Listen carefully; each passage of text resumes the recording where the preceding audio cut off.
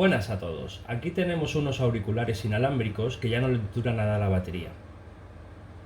Es una lástima que por la batería tengamos que tirar todo esto y es un problema que tendrían que solucionar los fabricantes.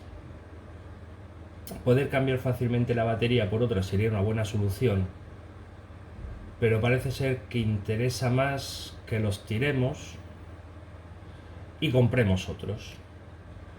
Yo voy a ir un poco más allá y los haré funcionar sin batería gracias al emisor de energía inalámbrica que construí en otro vídeo. Lo primero, desmontaremos el auricular con ayuda de unos alicates y quitaremos la batería.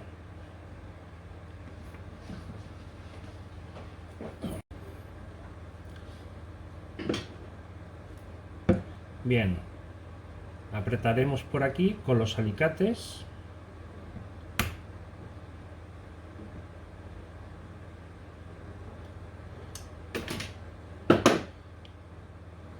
Ya tenemos desmontado el auricular y ahora le vamos a quitar la batería que la tenemos aquí dentro. Vemos que aquí tenemos resina en los cables de conexión, con lo cual tendremos que cortar los cables.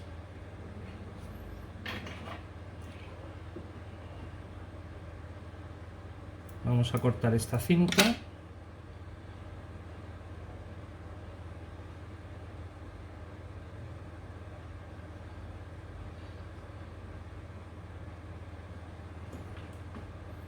Y aquí tenemos unos pequeños enganches de plástico.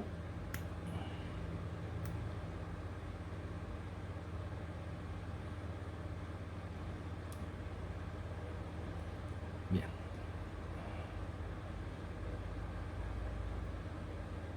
Y aquí tenemos la batería.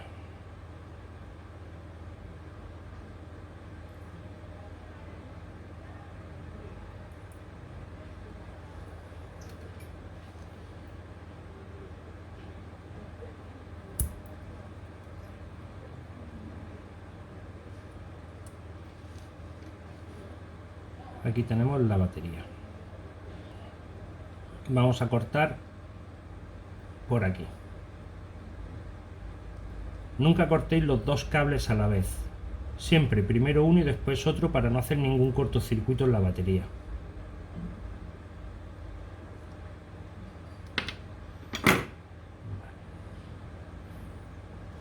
Ya tenemos aquí el dispositivo. Bien, después de muchas pruebas he probado con esta bobina, aumentando potencia, aumentando frecuencia, pero el rendimiento es malísimo a largas distancias. Básicamente por el diámetro que tiene la bobina. Necesitamos bobinas con más diámetro si queremos alcanzar distancias grandes. He probado con esta, como podéis ver es bastante más grande, pero no nos sirve tampoco. Nos hemos ido a esta y bueno, ha aumentado mucho el rendimiento, pero sigue sin funcionar como nosotros queremos. Al final, pues nos hemos tenido que ir a algo así. 3 espiras de cable de 4, 240 milímetros de diámetro, 4 condensadores de 100 nanos, que nos va a dar una frecuencia de resonancia de unos 115 kHz, que tendremos que ajustar muy bien porque el rendimiento va a depender de la frecuencia de resonancia exacta que pongamos en el sistema. Ahora vamos a hacer el montaje de la parte electrónica y vamos a ver qué tal va. Aquí tenemos el circuito de control y de potencia. Esto sería la bobina, lo que hemos montado con el MOSFET, regulador de entrada al oscilador, bueno, todo lo que necesitamos. Lo he montado de esta manera. Lo ideal siempre es hacer una PCB, evidentemente, pero lo he montado de esta manera para que se vea un poquito claro dónde va cada conexión. Los potenciómetros de ajuste, el filtro de entrada, el regulador. Este sería el cable que va al MOSFET, el del disparo del MOSFET, y esta sería la alimentación de 24 voltios. Vamos a probarlo. Espera. Voy a acercar un poquito más para que se vea claro. Y ahora vamos a probarlo. Vamos a alimentar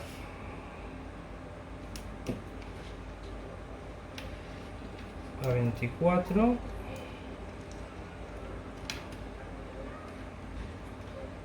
Conectamos el osciloscopio. Vale, y aquí ya vemos una frecuencia de aproximadamente 107 kHz. Con este potenciómetro variaremos la frecuencia y con este potenciómetro de 1K podemos variar el PWM. El PWM lo vamos a dejar entre un 20 y un 30%. Aumentar más el PWM no nos va a aumentar el rendimiento y nos va a aumentar más el consumo, con lo cual dejarlo siempre entre 20 y un 30. Ahora vamos a montar esto en el oscilador. Bien, pues ya tenemos aquí la bobina encapsulada. Le he puesto unos vinilos por delante y por detrás. Los marcos están hechos con la impresora 3D. Y ahora pues nada, falta montar aquí la electrónica y ver qué tal funciona. Ya tenemos montado el circuito en la carcasa. He tenido que hacer algunas modificaciones en la parte de la entrada del regulador, la puerta del MOSFET, y he añadido aquí también un diodo y les he cambiado la referencia. Aquí podéis ver cómo ha quedado todo montado, el MOSFET, la entrada, y aquí estos potenciómetros son los que vamos a tocar para ajustar la frecuencia de emisión.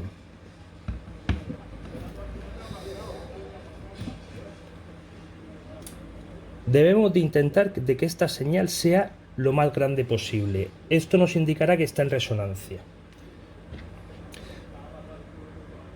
Tocando este potenciómetro variaremos la frecuencia de la señal. Intentaremos que sea lo más grande posible y con este variaremos el PWM. Ahora estaría bien ajustado. Tenemos una frecuencia de 108 kHz.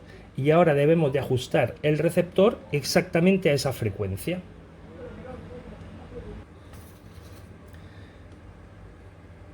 Este es el esquema del receptor y vamos a comprobar que esté bien sintonizado a 108 kHz del emisor. Para eso vamos a utilizar el generador de funciones. Empezamos en 120 kHz, por ejemplo, y vamos a ir modificando la frecuencia. Como podéis ver, el LED se irá encendiendo más conforme estemos en resonancia.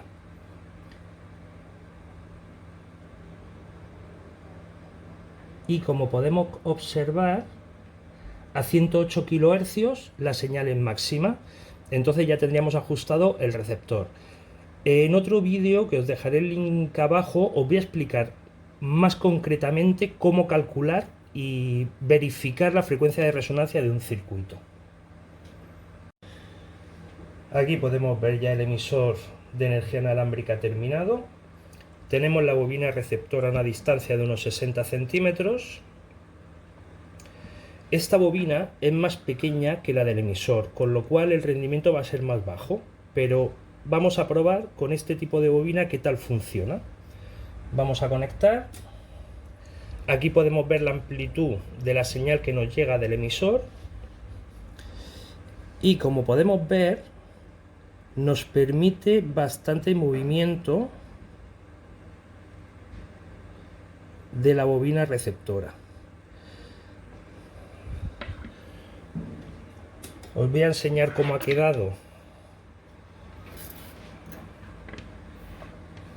el emisor terminado. Esta sería la parte trasera, esta sería la alimentación.